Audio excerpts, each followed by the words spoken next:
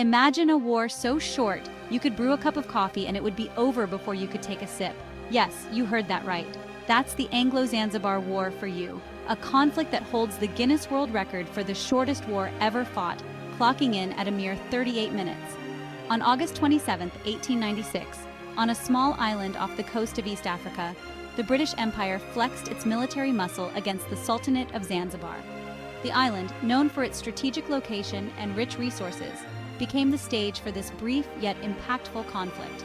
It was a clash of empires, a battle for dominance, and a testament to the rapidly changing world order of the late 19th century. The British, with their superior naval power, sought to assert their influence and control over the region. This wasn't a drawn-out trench warfare kind of conflict. There were no prolonged sieges or extended battles. It was a swift and decisive affair that left an indelible mark on history, demonstrating the overwhelming power of European imperialism during that era. The British forces quickly overwhelmed the Sultan's defenses, showcasing their military prowess. But beyond the brevity of the battle, the Anglo-Zanzibar War offers a fascinating glimpse into a complex web of global politics, economic interests, and cultural clashes. It highlights the intricate dynamics of colonialism, where economic ambitions and political strategies often led to swift and decisive actions. Zanzibar. The name itself conjures up images of exotic spices, turquoise waters, and bustling trade routes.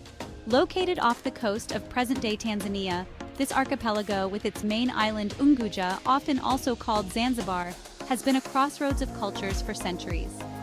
Long before the arrival of Europeans, Zanzibar was a thriving center of trade, connecting the African interior with the wider Indian Ocean world. Arab traders, drawn by the island's strategic location and abundant resources, established settlements and introduced Islam to the region. Zanzibar became renowned for its cloves, cinnamon, and other spices, earning it the nickname Spice Island. This lucrative spice trade attracted merchants and adventurers from far and wide, transforming Zanzibar into a melting pot of cultures and a hub of economic activity. The island's strategic importance and economic prosperity did not go unnoticed by ambitious powers. Its prime location along the East African coast made it a coveted prize for those seeking to dominate the Indian Ocean trade routes.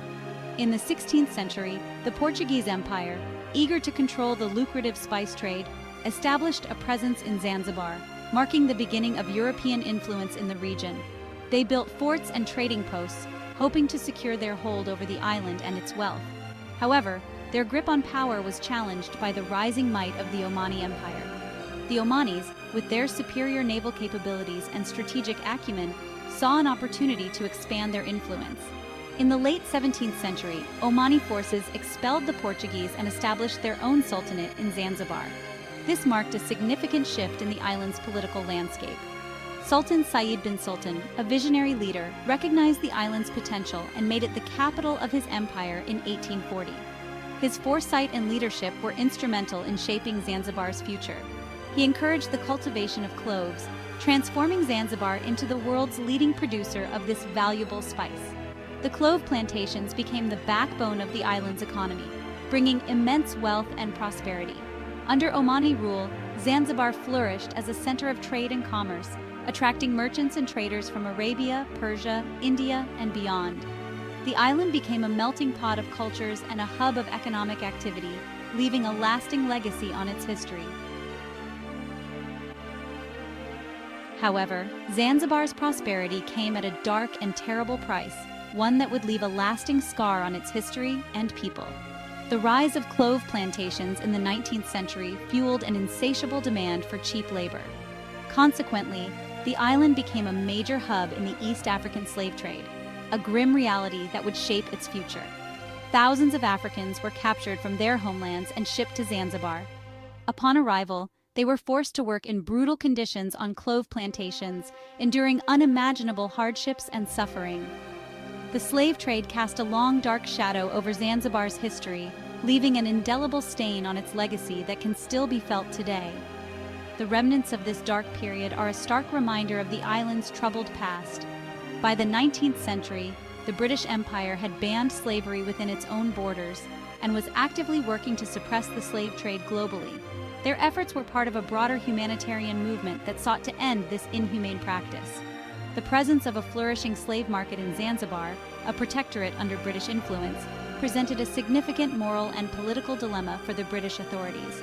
They were torn between their economic interests and their humanitarian ideals. The stage was set for a confrontation between British humanitarian ideals and the economic realities of Zanzibar's dependence on slave labor. This clash would ultimately lead to significant changes in the region's history and the eventual abolition of the slave trade in Zanzibar.